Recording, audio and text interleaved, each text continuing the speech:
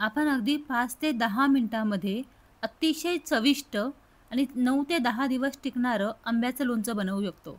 कसं बनवायचं ते तुम्हाला सांगते. अगदी अप्रतिम होतं. जास्त काही इन्ग्रीडियंट्स लागत नाहीत आणि सहज बनवू शकतो. काय करायचं? इथे मी 1 चमचा मोहरी घेतलेली आहे. नंतर 1 चमचा मेथ्या घेतलेल्या आहेत. मेथ्या 1च चमचा घ्यायचं, जास्त नाही घ्यायचं. नंतर 2 चमचे मी इथे मोहरीची डाळ घेतलेली आहे. आणि 2 चमचे बडीशोप घेतलेली आहे. बस ह्या 4 गोष्टी छान व्यवस्थित भाजून घ्यायच्या. एकदम मीडियम आचेवरती ठेवायचं आणि एक 4 ते 5 मिनिटं व्यवस्थित असं भाजून घ्यायचं. भाजून झालं ना, की ह्याचा खमंगपणा खूप छान लागतो आणि मेथ्यांचा जो कडू कडू असतात ना, त्या कमी कडवट लागतात मेथ्या. आता ह्या भाजून झाल्यानंतर मग मिक्सरमधून हे बारीक करून घ्यायचं. आधी थंड होऊ द्यायचं आणि मग नंतर मिक्सरमधून बारीक करून घ्यायचं. एकदम पावडर तयार करून घ्यायची. फार जास्त काही वेळ लागत नाही. पटापट होऊन जातं आणि खायला अतिशय चविष्ट असं हे लोणचं तयार होतं. आता याची आपण मिक्सरमधून पावडर तयार करून घेतल्यानंतर मग पुढची प्रोसेस करूयात. पहिल्यांदा काय हे आपलं महत्त्वाचं एक गोष्ट असते, की ते आपल्याला मसाला तयार करून घ्यावा लागतो. आता हा मसाला आपला तयार झालेला आहे. आता मी इथे कैरीच्या फोडी तयार करून घेतलेल्या आहेत. साधारण अर्धा किलो कैरी आहे ही आणि अर्धा किलो कैरीचे मी अशा साधारण मीडियम साईजच्या फोडी तयार करून घेतलेल्या आहेत. बाटा काढलेल्या आहेत, त्यामुळे थोडी कमी वाटत असेल ही. आता ह्या कैरीमध्ये मी साधारण 8 ते 10 लसूण जे आहेत ते बारीक चिरून घातलेले आहेत.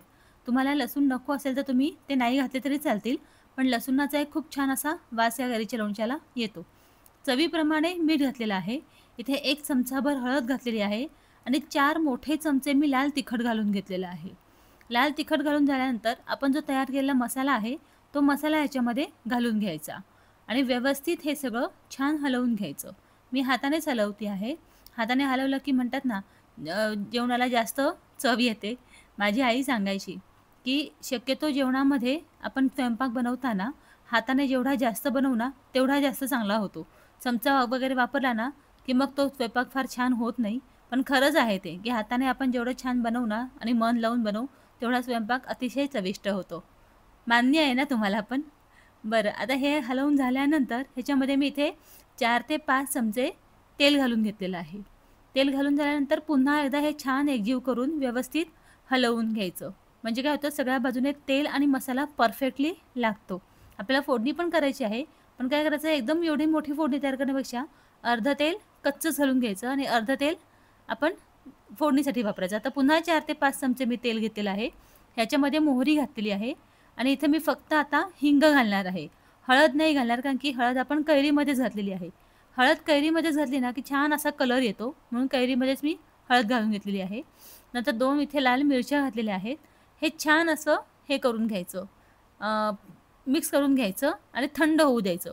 थंड झाल्यानंतर मग ह्याच्यावरती फोडणी ही घालून घ्यायची आणि मग आता पुन्हा एकदा मिक्स करून घ्यायचं.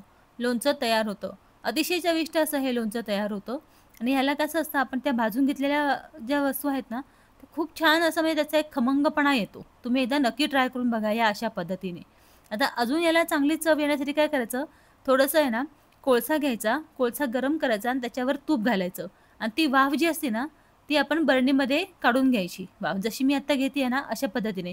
तुम्हाला ज्या बरणीमध्ये लोणचं ठेवायचं आहे ना, त्या बरणीमध्ये अशी ही वाफ घ्यायची. छान असा एक सुगंध असा येतो लोणच्याला. खूप सुंदर लागतं. अशा पद्धतीने केलं तर फार वेळ लागत नाही आणि फार अवघडही नाही आहे. तुम्ही बघू शकता, मी तुमच्यासमोर हे करून दाखवलेलं आहे. सेम अगदी 1-2 मिनिटं जरी तुम्ही कोळशावर धरलत ना हे, तरी वाफ अशी आतमध्ये जाते आणि ती वाफ फार छान म्हणजे एक फोक तयार होतो आणि छान वास येतो लोणच्याला. आता ह्याच्यामध्ये लोणचं घालून घ्यायचं. फक्त एक लक्षात ठेवायचं, की लोणचं करताना कुठेही पाण्याचा जास्त वापर करायचा नाही. भांडं वगैरे सगळं कोरडं करून घ्यायचं, म्हणजे हे लोणचं 8 ते 10 दिवस छान टिकतं. आता इथे लोणच्याचं जे भांडं होतं, त्याच्यामध्ये बरंच तेल राहिलं होतं. ह्याच्यामध्ये भात घालून घेतला आणि छान ते भांडं स्वच्छ करून घेतलं आणि हा भात खाऊन घेतला. इतकं टेम्प्टेशन आलं होतं लोणचं खाण्याचं. मस्त असं लोणचं तयार झालं. तुम्हाला कशी वाटली रेसिपी मला कमेंट बॉक्समध्ये नक्की सांगा. तुम्हाला अजून काय-काय माझ्याकडून शिकायला आवडेल, तेही मला तुम्ही सांगा. मी ती रेसिपी माझ्या व्हिडिओवरती दाखवत जाईल. आणि अशाच रेसिपीसाठी चॅनलला लाईक, शेअर आणि सबस्क्राईब करायला विसरू नका. पुन्हा भेटूच. बाय.